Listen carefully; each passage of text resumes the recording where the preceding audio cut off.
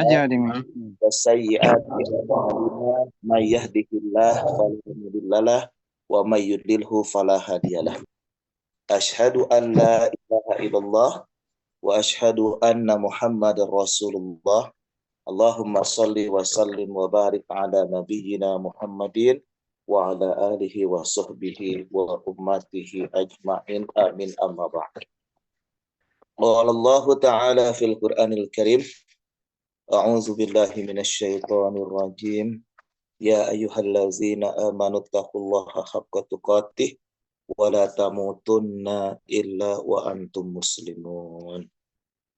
Bapak-bapak, ibu-ibu yang sama-sama mengharap ridha Allah Subhanahu wa taala.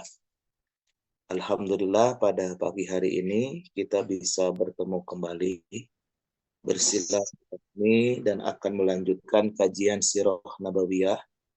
Ini adalah pertemuan yang ke-64. Mohon maaf ini yang di laptop sudah jalan sebentar.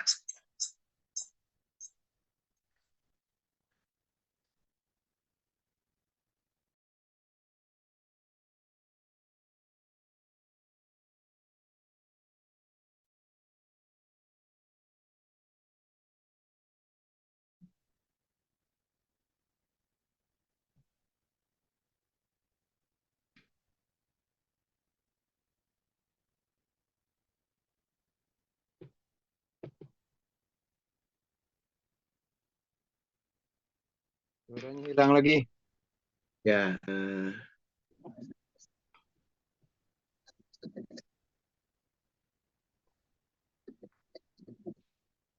di laptopnya sudah jalan kayak.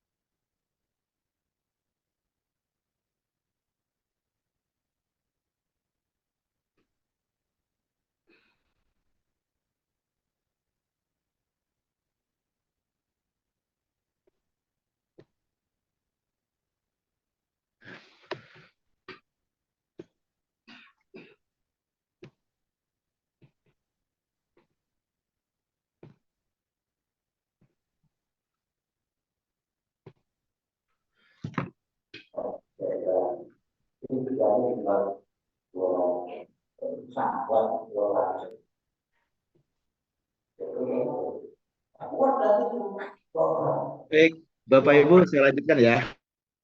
Alhamdulillah ini adalah pertemuan yang ke-69. Ini pertemuan yang alhamdulillah ya sudah lebih dari setahun kita akan lanjutkan terkait dengan kajian Sirah Nabawiyah. Nah, Jumat kemarin ini sampai jam 7. Topiknya apa ya, meneruskan yang kemarin atau pada kesempatan ini saya akan menyampaikan terkait dengan peranan orang-orang munafik dalam perang Bani Mustalik. Nah, ini dalam peperangan itu, dalam perjuangan seringkali menyertai kita adalah orang-orang munafik. Mereka bersama kita, seperti berjuang bersama kita, ada dalam barisan kita, padahal mereka adalah orang munafik. Makanya Allah menyindir atau menyampaikan dalam Al-Quran, tahsabuhum jami'a wa qulubuhum satta. Kamu mengira bahwasanya mereka itu berkumpul menjadi satu, padahal hati mereka berpecah belah. Nah, berkaitan dengan perang Bani Mustalik ini, Allah Subhanahu wa taala mengingatkan dalam surah At-Taubah, surah yang ke-9 ayat ke-47. Silahkan dibuka surah At-Taubah, surah yang ke-9 ayat ke-47 ya. Silahkan.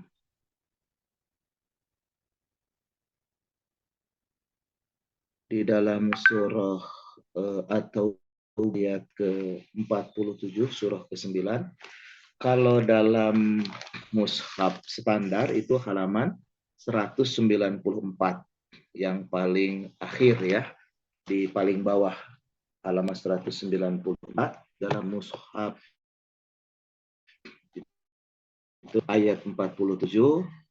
Qala Allah Ta'ala fil Qur'anil Karim, Allah Subhanahu wa taala berfirman, "Lau kharaju fikum mazadukum illa khula wa awda'u khilalakum yabghunakumul fitnah wa fikum samma'una lahum wallahu alimun bizzalimin." Nah, di sini jelas sekali ya, Allah menyatakan bahwa jika mengangkat bersamamu, maksud orang-orang munafik ya, lau khoroju, nah khoroja ya, itu kan keluar, tapi maksudnya berangkat. Nah, jika mereka berangkat, maksudnya orang-orang kafir itu ya, orang-orang munafik berangkat fikum sama kalian. Nah, di sini madu illa khobala. Itu ya. Niscaya mereka tidak akan menambah kekuatan. Nah, jadi bertambahnya orang munafik dalam barisan itu tidak akan pernah menambah kekuatanmu ya. Ilah khobala itu maksudnya malah hanya akan membuat kekacauan. Kaitan dengan ini, kalau dalam barisan dalam sop perjuangan ada orang munafik, meskipun secara kuantitatif, secara jumlah bertambah, tapi tidak akan pernah menambah kekuatanmu. Bahkan sebaliknya akan membuat kekacauan. Begitu ya. Ini sop itu orang-orang munafik. Jelas sekali bahwa munafik adanya itu tidak akan menambah kekuatan. Mereka menghembuskan itu. Nah, makanya kenapa dalam perjuangan ya, tentu bukan hanya konteks perang ya. Perang pada waktu dulu, kalau dalam konteks sekarang minimal dalam aksi, dalam demonstrasi, dalam melakukan audiensi, dalam bergerak menyuarakan kebenaran, harus diverifikasi siapa yang ada bersama kita. Jangan sampai keberadaan mereka justru akan membuat kekacauan, nah, menimbulkan fitnah, menghembuskan informasi-informasi yang membuat jadi ragu, menghembuskan informasi-informasi yang sekiranya akan membuat terpecah belah. Nah, itu adalah apa yang dilakukan oleh orang-orang munafik. Nah, mereka itu pada waktu itu berusaha untuk mengadu domba antar faksi di dalam pasukan Islam. Kalau dulu kan pasukan Islam di Madinah ketika menyerang Bani Mustalik karena mereka akan menyerang Rasulullah ya. Itu kan kelompok besarnya dari Muhajirin dan Ansor. Kemudian Ansor dan itu juga terbagi dua. Ada Aus dan Khazraj. Nah, jadi aliansi kan, ada banyak faksi, ada banyak kelompok, kabilah, latar belakang dan lain sebagainya. Nah, itu dipersatukan oleh Rasulullah dengan Islam. Kita boleh berbeda, tapi tujuan kita sama. Kita boleh kemudian dari latar belakang yang berbeda, tapi orientasi perjuangan kita sama. Kita berjuang la ilaha illallah Muhammadur Rasulullah di atas kalimat Allah, kira-kira seperti itu. Nah, tapi tetap kan di antara kelompok-kelompok itu ada benih-benih fanatisme. Nah, ketika fanatisme itu kan dikikis oleh Rasulullah. Tapi kalau orang munafik nggak begitu. Dia menghembuskan benih-benih fanatisme supaya salah satu menjadi lebih superior daripada yang lain. Ya, ketika kepada kelompok Muhajirin mengatakan bahwa kalian itu lebih hebat karena meninggalkan tempat kalian. Itu kan bersama Rasulullah Muhammad SAW. Kepada kelompok Ansor, dia meniupkan informasi yang lain lagi. Kalian itu kelompok Ansor, kelompok tuan rumah, pribumi, yang justru memberikan pertolongan kepada mereka. Sebenarnya kita yang harus lebih punya posisi dibanding daripada Muhajirin. Di kelompok Ansor juga menghembuskan juga informasi-informasi seperti itu bahwa ini kamu kan dari Aus, kamu dari Khazraj. Nah, kepada Aus disampaikan bahwa Aus itu lebih hebat daripada Khazraj. Kepada Khazraj disampaikan bahwa Khazraj itu lebih hebat daripada Aus. Nah, itulah suasana orang-orang munafik yang kemudian memprovokasi pasukan kaum muslimin di bawah kepemimpinan Rasulullah ketika terjadi dalam perang Bani Mustalik. Nah, itu diantaranya yang dilakukan. Tokoh sentralnya adalah Abdullah bin Ubay. Tapi yang menarik, nah ini ada kisah yang menarik. Abdullah bin Ubay ini tentu terus memprovokasi ya kepada kaum muslimin untuk terus ada terjadi konflik-konflik di antara mereka supaya ada keraguan. Kemudian sampai pada puncaknya mereka membuat gerakan untuk memberikan gerakan supaya ada distrust kepada Rasulullah Muhammad SAW. Apa yang dilakukan oleh orang-orang munafik dalam agar kaum muslimin terpecah belah dan ada krisis kepercayaan kepada Rasul dan kepada keluarga Rasulullah, yaitu menyampaikan berita bohong. Apa berita bohongnya? Yaitu seolah-olah Aisyah radhiyallahu anha itu selingkuh. Itu pernah kan dilakukan oleh orang-orang munafik. Nah, jadi ada satu kisah dalam perang Bani Mustalik itu kan salah satu istri Nabi yang ikut dalam peperangan itu adalah Bunda Aisyah radhiyallahu anha. Nah, Bunda Aisyah radhiyallahu anha itu pakai sekedap ya. Sekedap itu semacam ditandu di atas unta ya. Itu banyak di atas diangkat oleh banyak orang. Jadi semacam ditandu begitu khusus oleh para pasukan kaum muslimin. Nah, suatu ketika beliau itu bermasuk intinya buang hajat. Nah, keluar ya dari tenda untuk buang hajat. Nah, tapi kemudian ketika ada keperluannya si kalung beliau yang punya saudarinya itu jatuh. Nah, kemudian Bunda Aisyah kemudian mencari kalung tersebut. Nah, setelah ketemu, balik lagi ke tempat asal, ternyata pasukan kaum muslimin sudah bergerak. Nah, akhirnya beliau tertinggal. Nah, karena beliau tertinggal, pikiran beliau ya diam saja di situ. Nanti juga pasti akan ada ketika sadar yang mengangkat sekedap beliau itu nanti akan pulang lagi untuk mencari Bunda Aisyah radhiyallahu anha.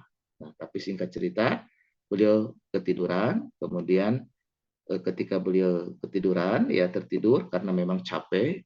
Alhamdulillah ditemukan oleh Sofwan. Nah, jadi ada yang menemukan ketika beliau tertidur, yaitu Sofwan bin Al-Mu'attal. Nah, Sofwan bin Al-Mu'attal itu menemukan Bunda Aisyah dan beliau tahu kemudian innalillahi wa inna ilaihi raji'un ya, ini istri Nabi. Kemudian beliau tidak banyak berkata, hanya kemudian menyampaikan untuk naik ke untanya, kemudian beliau mengantarkan ke pasukan kaum muslimin. Nah, singkat cerita, itu kemudian dihembuskan oleh orang-orang munafik bahwa Bunda Aisyah radhiyallahu anha itu selingkuh dengan Sofwan bin Al-Mu'tal. Nah, ini luar biasa propaganda yang dilakukan oleh orang-orang munafik sampai Rasulullah juga ya merasa ini juga merasa gelisah ya, wajar ya karena ini kan begitu luar biasa. Nah, sampai sahabat itu ada yang mengusulkan agar menceraikan Bunda Aisyah, ada yang terpengaruh. Tapi ada sahabat lagi enggak, jangan dulu, ada langkah-langkah kan kita harus mencari tahu cross-check seperti apa. Nah, singkat cerita, kemudian ketika sampai ke Madinah, Bunda Aisyah itu sakit selama 1 bulan. Nah, ketika sakit tidak keluar rumah, tidak tahu. Jadi beliaunya tidak tahu terkait dengan apa yang beredar. Nah, tapi beliau ada kekagetan. Kenapa ketika sedang sakit tidak mendapatkan perlakuan sebagaimana biasanya ketika sakit Rasulullah itu memberikan perhatian lebih. Ini kok seperti biasa, biasa saja. Nah, tapi beliau kaget juga. Nah, tapi beliau belum tahu ada apa. Nah, singkat cerita bahwa ketika beliau itu keluar, ada keperluan, lalu kemudian menyusul Rasulullah untuk di. Nah, sesampainya di rumah Abu Bakar Siddiq radhiyallahu anhu, orang tuanya Bunda Aisyah kemudian bertanya kepada orang tuanya apa yang terjadi. Nah, tidak ada yang menceritakan, tapi kemudian beliau menyampaikan itu, dan Rasulullah kemudian meminta kepada Bunda Aisyah apakah benar atau tidak. Nah, tentu kan nanti ketika benar harus bertobat, kalau tidak itu harus pasti akan terbebas dari tebusan dan seterusnya lah. Intinya didakwa ya terkait dengan itu. Nah, kemudian Bunda Aisyah radhiyallahu anha itu menangis terseduh-seduh, dan karena beliau tidak merasa dan tidak melakukan itu, lalu kemudian beliau Allah lah yang maha tahu. Nah, kemudian turunlah surah An-Nur ayat 11. Ini petunjuk wahyu.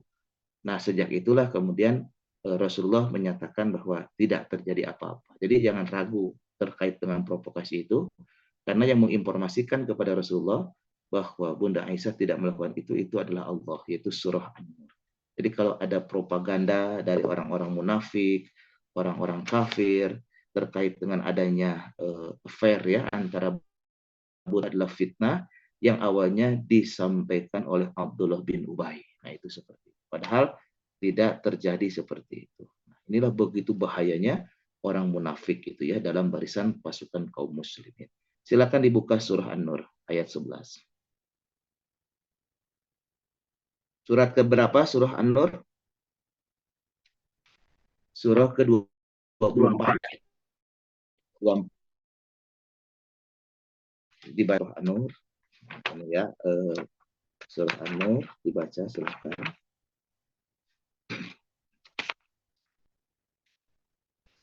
Surah An-Nur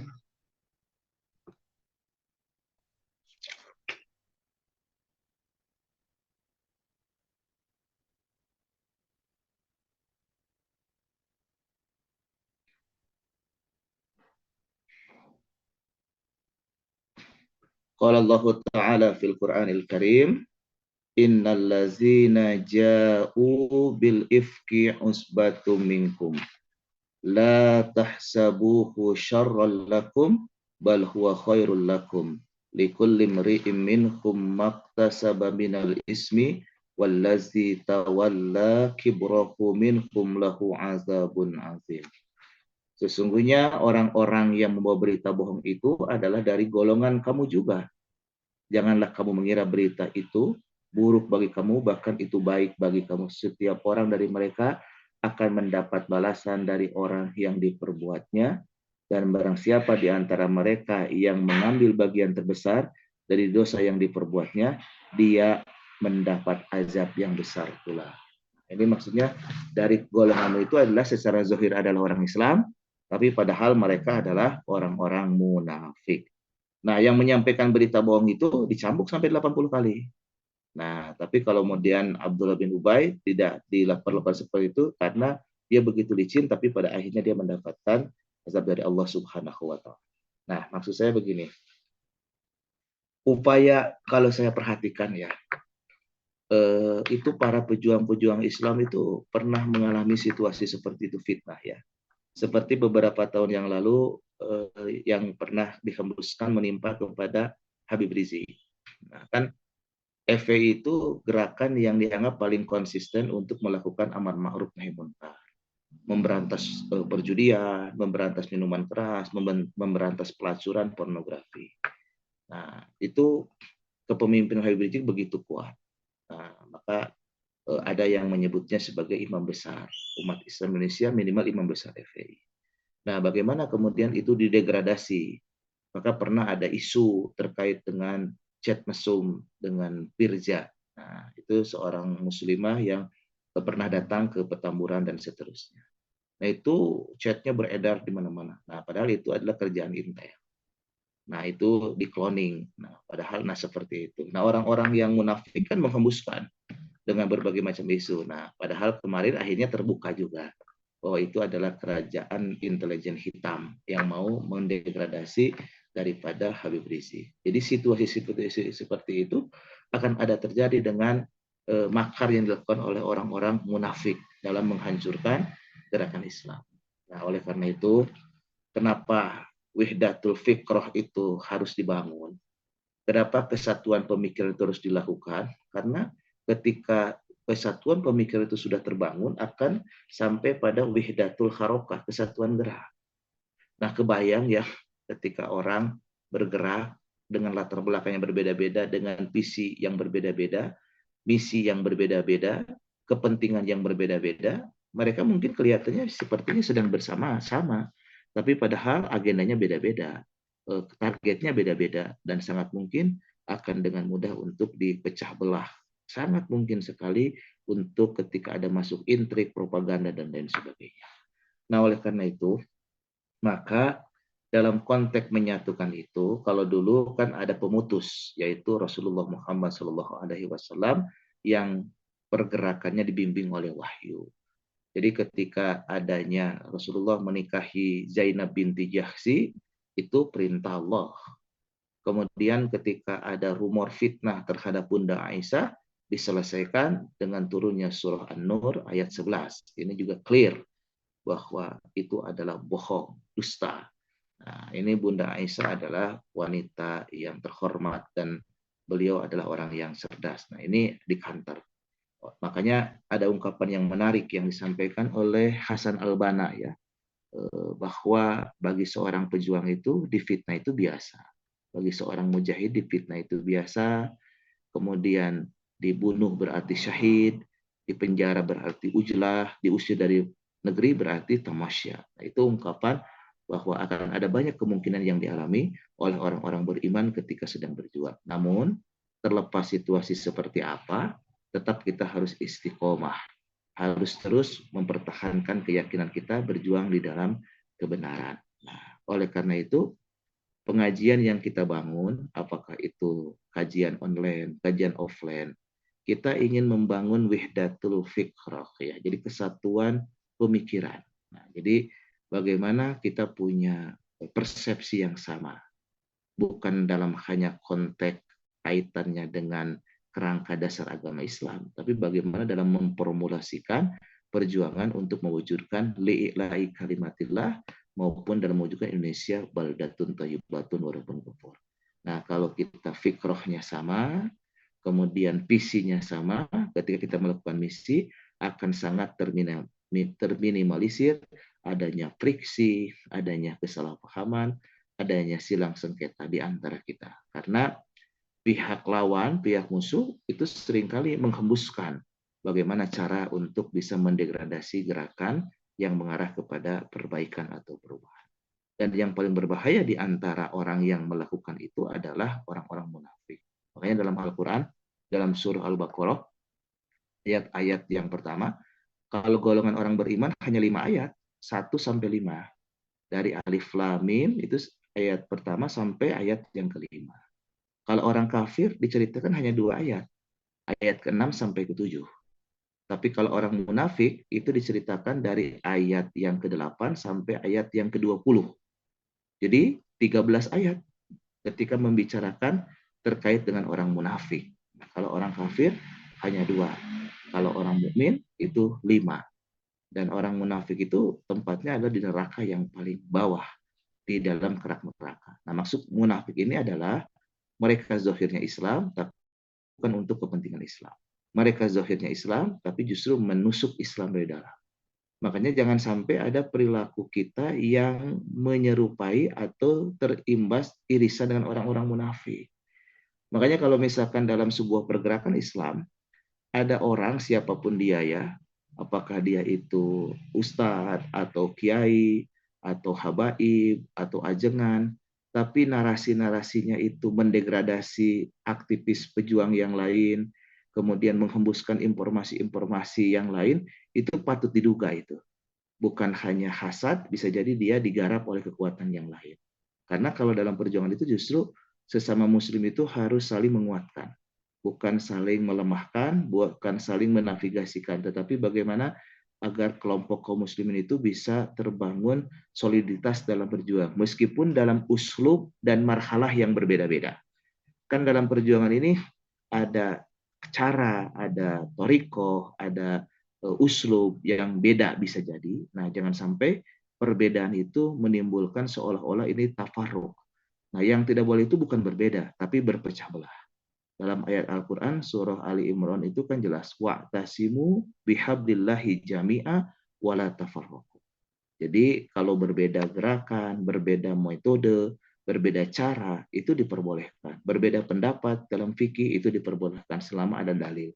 Yang tidak boleh itu adalah berpecah belah, saling melemahkan, saling kemudian berintrik. Nah itu tidak boleh. Nah, mudah-mudahan kita yang insya Allah mudah-mudahan istiqomah ya, kita maksudnya semuanya, kita ingin mengekspresikan keimanan kita dalam ketaatan kepada Allah dan berusaha untuk berjuang lillah, menegakkan kalimat Allah, kita terhindar dari sikap-sikap orang munafik atau kita terjebak, terjerambab pada hal-hal yang berkaitan dengan sifat-sifat yang itu adalah indikator ada kemunafikan, yaitu menjadi bagian yang menjadi pemecah belah daripada persatuan dan kesatuan umat Islam seperti itu. Saya kira itu sebagai mukadimah. Mohon maaf ini prosesnya tidak mudah karena tadi ada laptop gangguan teknis ya. Silakan kalau ada yang mau disampaikan atau ditanyakan.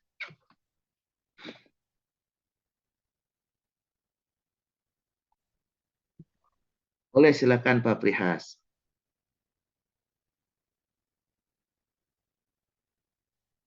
Waalaikumsalam warahmatullahi wabarakatuh.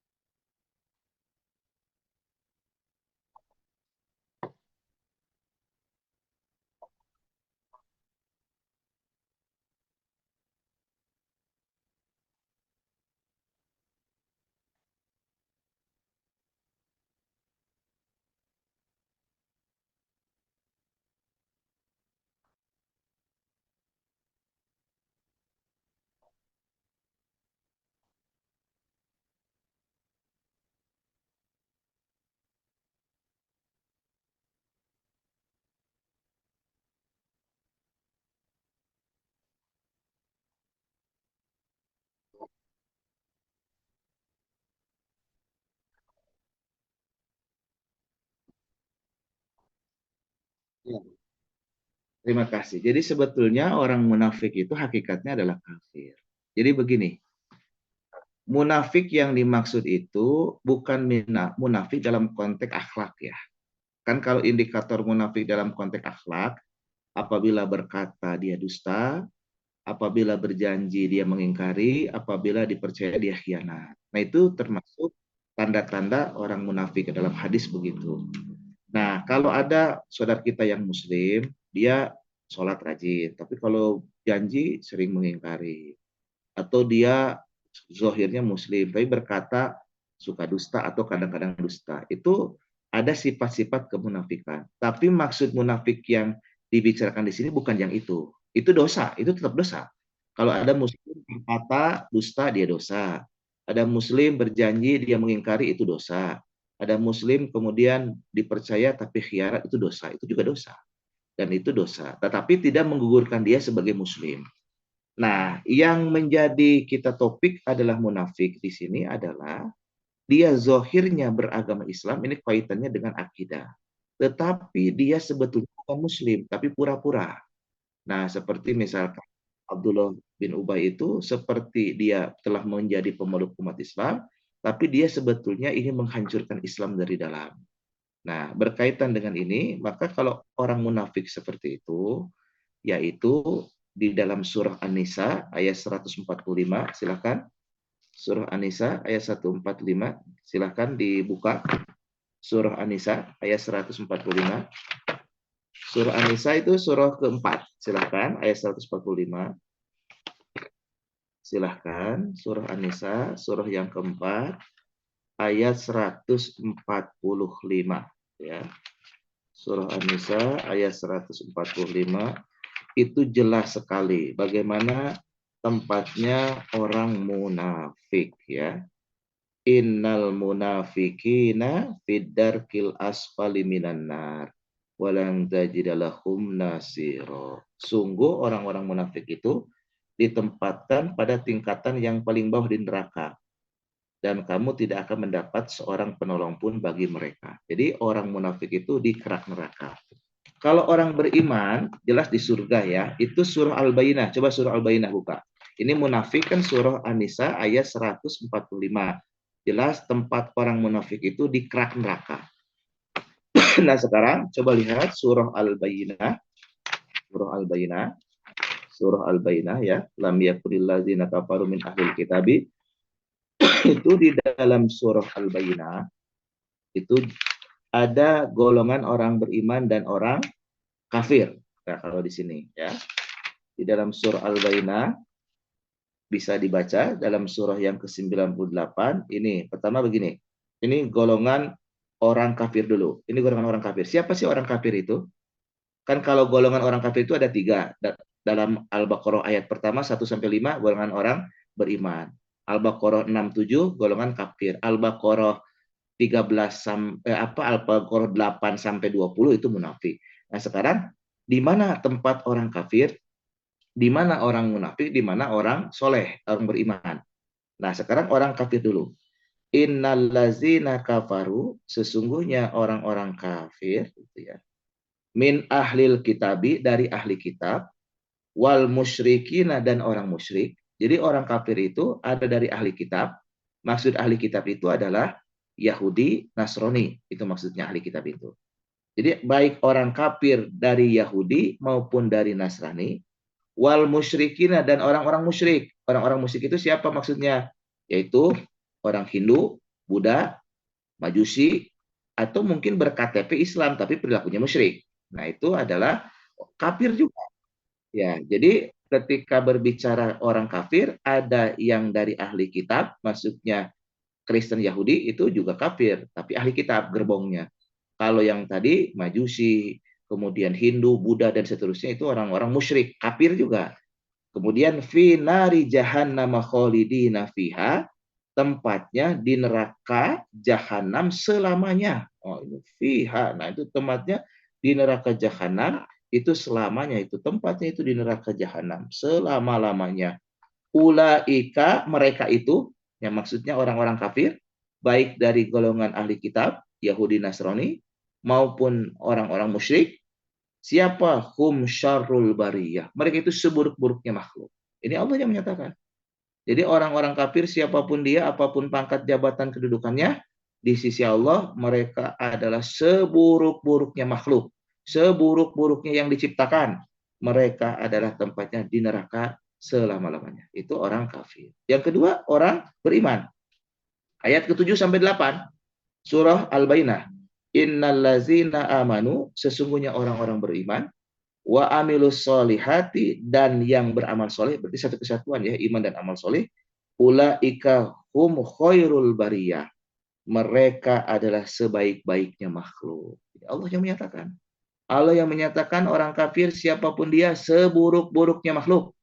Orang beriman siapapun dia adalah sebaik-baiknya makhluk. Kemudian ayat 8-nya, jazaa'uhum inda rabbihim jannatu adnin tajri min tahtihal anharu khalidina fiha abada.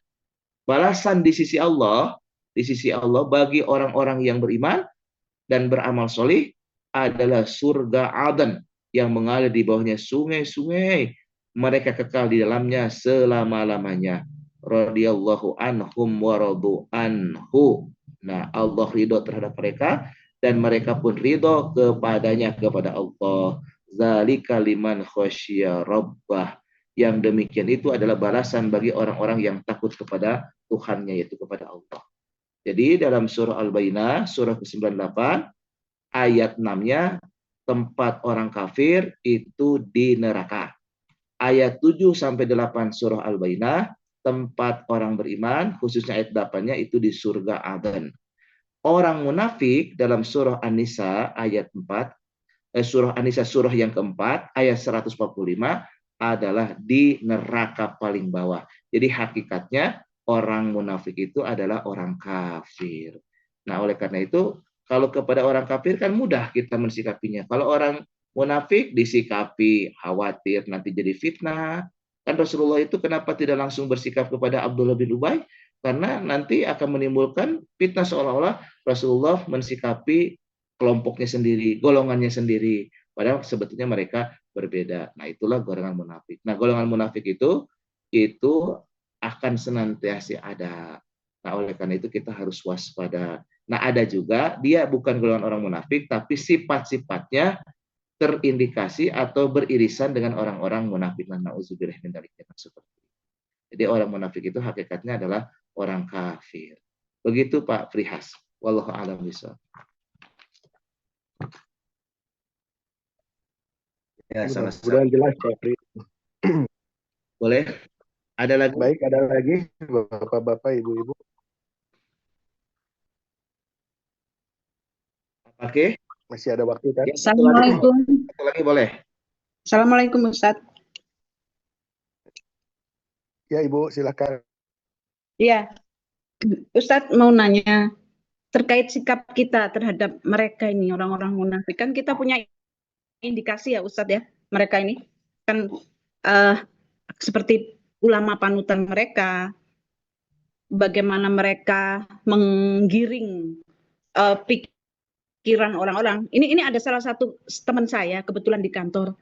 Kadang-kadang kalau dia setel TV di belakang itu dia pakai, ini Ustadz Asep udah keluar ya Pak Luki? Ada. Masih Bu? Ada. Masih, Bu. Oh, Masih ada. oh ya. Jadi dia itu nyetelnya selalu masjid-masjid di Cina, masjid di Yunan. Dia ngomong itu paling hanya sebentar ke saya. Dia bilang itu nenek moyang kita dari Yunan gitu. Pada saat kita ke belakang ndak wudhu atau ngapain, dia ngomong hanya sebentar. Terus tapi itu semuanya mengarah gitu loh, mengarahkan teman-teman untuk mengikuti misalnya guru gembul yang pembenci Habib HRS. Tapi dia ini sholat, dia ini puasa, ya dia baca Quran saya lihat kadang-kadang. Nah, sikap kita jadi gimana dong Ustadz? Kan jadi bingung. Kita katakan dia neokomunis, juga nggak terpenuhi ya Ustadz. Dengan kebencian dia terhadap Habib itu kan sudah terpenuhi ya Ustadz. Terus apa dengan dia mengarahkan apa ke Cina bahwa Cina di Islam itu ini, padahal kita kan berkali-kali datang ke Uyghur demo di depan kedubes ya kan Ustadz, ya itu kan satu hal yang nggak masuk akal. Di sini aja mereka banyak yang benci dengan suara masjid. Nah, itu bagaimana Ustadz ya, apa sikap kita terhadap mereka ini, kita harus bagaimana gitu loh Ustadz, kan maksudnya secara agama kita harus gimana sama mereka. Kalau membatasi kan sudah ya Ustadz, apakah kita tegur langsung, karena kadang-kadang saya kalau negur langsung saya lawan, ini mah propaganda komunis bilang kayak gitu, wah jadi ribut gitu loh, jadi akhirnya kembali ke saya, jadinya sayanya yang ini kena gitu Ustadz. Itu gimana Ustadz? Ya, jadi begini Bu, itulah kalau sulitnya kita menghadapi orang-orang munafik. Tapi standarnya begini. Pertama, kerangka dalam Islam itu kan ada 3. Yang pertama adalah akidah, yang kedua adalah syariah, yang ketiga adalah akhlak. Itu kerangka dasar agama Islam. Nah, setiap orang yang beriman harus masuk ke dalam Islam secara kafah. Itu surah Al-Baqarah ayat 204. Udkhulu fi silmi kafah. Lalu bagaimana kalau kita mengukur seseorang itu dikatakan muslim? Kalau dalam konteks kenegaraan, dalam konteks keindonesiaan khususnya, seseorang itu dikatakan muslim manakala di dalam KTP-nya tertulis agama Islam. Jadi kalau di KTP ada tulisan kolom agama Islam, maka itu adalah muslim. Itu berdasarkan administrasi. Lalu kemudian bagaimana ketika dia berkata tidak ada suaranya? Ada Gimana, Bu? Ada suaranya. Ya, di Ibu mungkin di mana Ibu tinggal? Nah, ketika ada orang berKTP Islam, kemudian dia tidak melakukan akidah syariah akhlak dengan baik. Nah, ini kan kalau dalam konteks kacamata Islam bisa gugur keislamannya. Di satu sisi, inilah pentingnya kenapa orang Islam itu harus bukan hanya mengekspresikan keimanan di masjid, tapi juga dalam konteks negara. Nah, kalau sekarang kan kita jadi terpisah, jadi repot. Misalkan, ketika ada orang berKTP Islam, kemudian dia melakukan aktivitas syirik, musyrik, ya, maka kemudian kita katakan dia itu musyrik. Musyrik itu kan orang kafir. tapi kan pasti akan ditentang oleh yang lain. Enggak, dia KTP-nya Islam, nah jadi rumit gitu. Atau ada orang yang kemudian dia berKTP Islam tapi tidak sholat. Nah, kan yang membedakan Muslim dengan kafir itu kan sholat. Nah, kita tidak bisa. Atau ada orang yang ketika dia berKTP Islam tapi perilakunya tidak mencerminkan Islam. Nah, itu menjadi satu persoalan. Nah, oleh karena itu, lalu bagaimana sikap kita? Nah, ini kan orang-orang yang menarasikan kebencian, contoh ya, Fuad, Pleret, atau siapa, Gembul, atau siapa lagi, itu kan mereka sebetulnya perilakunya banyak yang bertentangan dengan syariat Islam. Karena kalau dalam konteks syariat Islam, kalau kaitan dengan informasi, maka dia akan lebih mengedepankan tabayun, bukan propaganda. Contoh, makanya kenapa kemudian kita ini tidak respect kepada Imaduddin yang dia klaim membuat tesis tentang nasab. Karena dari konstruksi dia bergerak tidak mencerminkan dia membangun tradisi keilmuan. Kalau tradisi keilmuan begini, misalkan kita punya asumsi atau punya kesimpulan, nasab Ba'alawi itu terputus, bukan min zuriyatin Nabi. Itu kan hak setiap orang. Dia mau membatalkan. Nah, ketika dia mau membatalkan itu bukan suatu perbuatan yang sederhana, itu bermasalah. Nah, kalau dia tidak percaya atau dia ragu, datang ke kantor daripada Rawitoh yang di situ mengeluarkan diskusi ilmiah dan tidak perlu keluar-keluar di berbagai tempat. Kalau ini diskusi tidak dilakukan, tapi keluar-keluar di berbagai tempat. Kan kalau bagi kita mudah begini. Seseorang dihormati kepada ulama. Ulama kita hormati kenapa? Karena ilmunya. Jadi kita menghormati ulama karena ilmunya. Kita menghormati katakanlah habaib karena nasabnya, zuriyahnya, keturunannya. Lalu siapa yang harus diikuti oleh kita? Apakah habaib atau ulama yang benar? Kan sederhana. Kalau ada habaib benar, kita ikuti. Tapi kalau habaibnya salah, jangan diikuti. Kalau ulama benar, kita ikuti. Kalau ulamanya salah, jangan diikuti. Terus kalau ditanya, di antara ulama dan habaib, siapa yang paling mulia di sisi Allah? Yang paling bertakwa. Inna akramakum indallahi atqakum. Jadi kalau habaib tidak bertakwa, nggak akan ada kemuliaan di sisi Allah. Kalau ulama, meskipun ilmunya tinggi, kalau nggak bertakwa, nggak akan ada kemuliaan di sisi Allah. Nah, jadi sebetulnya sederhana. Tidak perlu kemudian dipertentangkan, dihadap-hadapkan, seolah-olah ini mana ulama dan habaib. Nah, ini kan patut diduga ada agenda-agenda. Nah, kan kita juga objektif.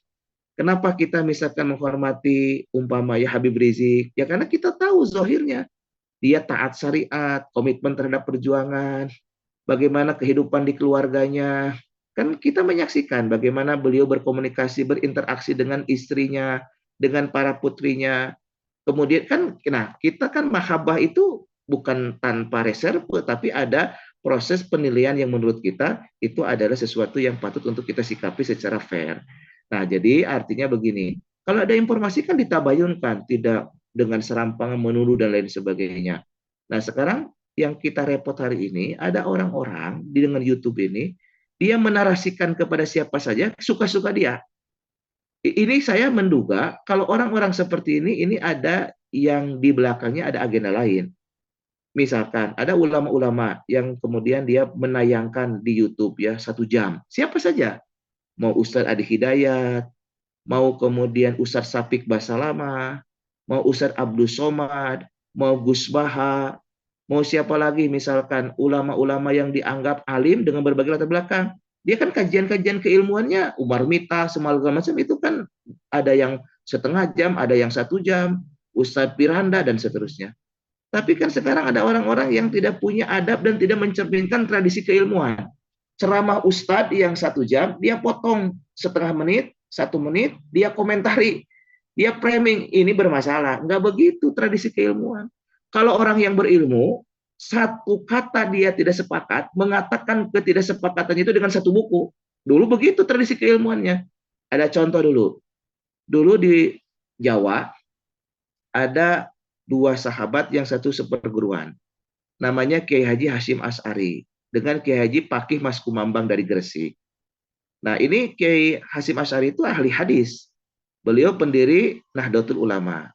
Kemudian Kiai Pakih Mas Kumambang, dia juga ulama, kakak kelas Hashim Asy'ari. Tapi dalam struktur NU, Kiai Hasyim Asy'ari Rois Akbar, kalau kemudian Ki Fakih itu wakilnya. Di masyarakat Jawa ada sikap yang menurut Kiai Haji Hasyim Asy'ari tidak tepat ketika menginformasikan azan dengan kentongan. Kalau sekarang dengan bedug lah, kira-kira begitu dulu itu.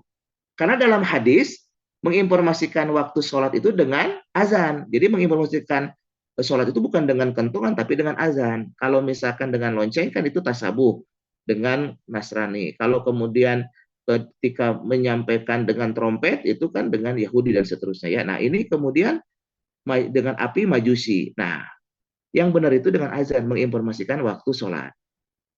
Menurut Kiai Hasyim Asy'ari, kalau menginformasikan waktu sholat dengan kentongan, ini tasabuh dengan orang kafir, jangan. Itu nggak boleh, haram. Nah, itu di Jawa agak repot tuh, mendapat ibu jadi tegang lah. Dikanter oleh Kiai Haji Fakih Mas Kumambang bahwa di Jawa itu kulturnya bukan hanya masalah azan. Kalau ada yang kebakaran pakai kentongan, kalau misalkan ada yang kemalingan pakai kentongan, itu mah kultur, tidak ada maksud tasabuh. Dia membantah pernyataan Kiai Haji Hasyim Asy'ari, menerbitkan satu bentuk risalah panjang ditulis kalau kita kitab gitu. Nah, sehingga pada akhirnya masyarakat di Jawa pada waktu itu menjadi paham, oh ini boleh, oh ini tidak, itu ini perspektif tapi ada argumentasinya.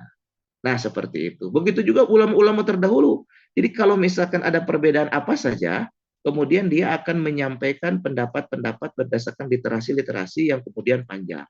Kalau sekarang kan banyak yang tidak punya etika dan adab, dan kemudian tidak ada sopan santun membangun tradisi keilmuan. Kalau di link dia adalah kelompoknya, dia menyebut ulama tersebut dengan nama. Kesannya cukup dengan bapak, tapi kepada ustadznya ustadz. Ini juga sama. Kepada kelompoknya bisa ustadz, bisa kiai, ke sana nama. Ini kan nggak benar. Kalau berbeda perspektif, itu dengan karya lagi. Nah, itu yang kemudian menjadi persoalan. Nah, oleh karena itu, maka ketika sekarang tadi Ibu bilang nama ada gembul, ada player, itu kan narasi-narasi kebencian.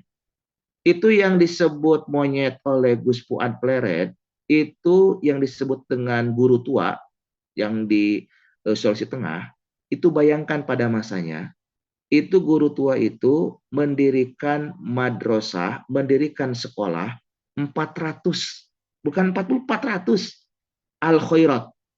Itu 400, sehingga di Sulawesi Tengah sampai Indonesia Timur itu al-khairat begitu luar biasa. Kalau di Bandung Persis, misalnya di Majalengka PUI gitu, atau di Sukabumi PUI. Nah, di sana itu al-khairat. Sekarang jumlah sekolah al-khairat ada 1.500. Itu guru tua pada waktu masa hidupnya sampai ada 400 sekolah. Makanya kemudian menjadi nama bandara. Tapi kan diprovokasi orang. Pemerintah daerah di sana mengajukan bahwa guru tua itu menjadi pahlawan nasional. Nah, dia sampaikan dengan narasi kebencian. Ini kan diadu domba. Yaman, kemudian anti Yaman. Bagi kita, Yaman dan Sam itu disebutkan oleh Rasul, ada termasuk daerah yang dimuliakan.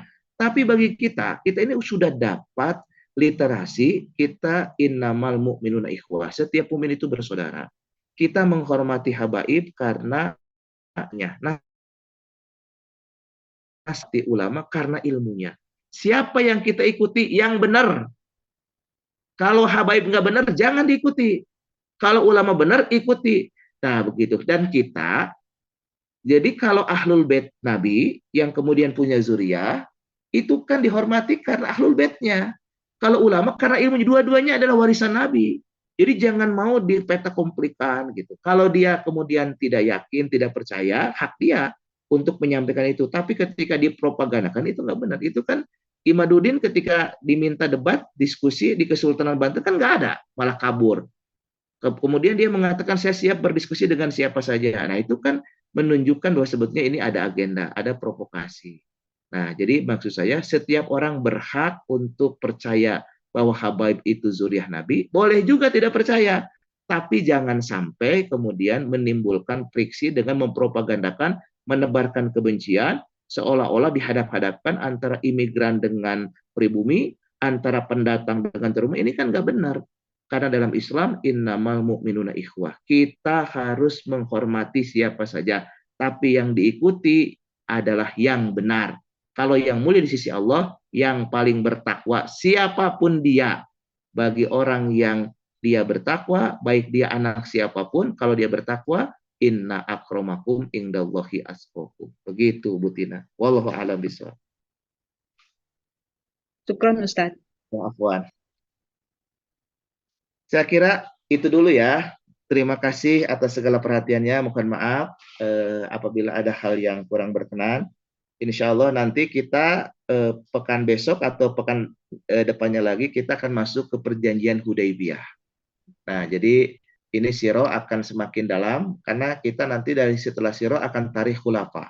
Setelah tarikh khulafa nanti kita akan masuk ke kesultanan-kesultanan. Jadi siro ini saya nanti akan sampai kepada masuknya Islam ke Indonesia. Nah, ini ada yang menarik masuknya Islam Indonesia. Ada banyak versi. Nanti kita akan sampaikan insya Allah. Ada yang sejak zaman Khalifah Umar bin Khattab, ada yang sampai punya teori begitu. Ada yang dari Gujarat dan seterusnya. Itu banyak versinya, tapi nanti kita akan sampaikan sebetulnya yang mendekati kedekatan kebenaran seperti apa. Nah, barusan saya dapat chat ya, telah meninggal sahabat kita, ikhwan kita, yaitu Ustadz Hilman Firdaus dari Ustadz Hari Nugrahaya. Ustadz Hari, barusan Ustadz Hilman meninggal. Innalillahi wa inna ilaihi raji'un. Innalillahi wa inna ilaihi raji'un. Sahabat kita juga. Allahumma fir lahu warhamhu wa'fu anhu. Mau dimakamkan di mana Ustadz Hari? Ustadz Hari? Belum tahu. Oh, belum tahu ya. Ya. Ya. Saya masih di rumah sakit ini. Oh, di rumah sakit. Tapi tolong diupdate dimakamkan di mana Ustadz Hari dan disolatkan di mana? Iya. Siap. Baik, terima kasih Ustadz Hari atas informasinya. Beliau Ustadz Hilman ya salah satu aktivis Ustadz di Bandung Raya. Nah, mudah-mudahan insya Allah ya beliau diterima iman Islamnya dan keluarga diberikan kesabaran ketabahan. Bagi yang mau takziah nanti ada informasi lebih lanjut. Insya Allah kita akan sambung lagi hari Senin. Sekali lagi khawatir lupa ya. Nanti hari Senin itu bahasa Arab. Nanti kita akan mengidentifikasi mana haraf, mana isim, mana fi'il di dalam surah Al-Ikhlas, Al-Falaq, dan An-Nas. Nah, silakan sekarang ditelaah. Nanti kalau saya sampaikan, jadi langsung bisa connect ya. Oh, ini apa? Fi'il, isim. Nanti gitu. Mana isim, mana fi'il, mana haraf. Kita belajar kalimah.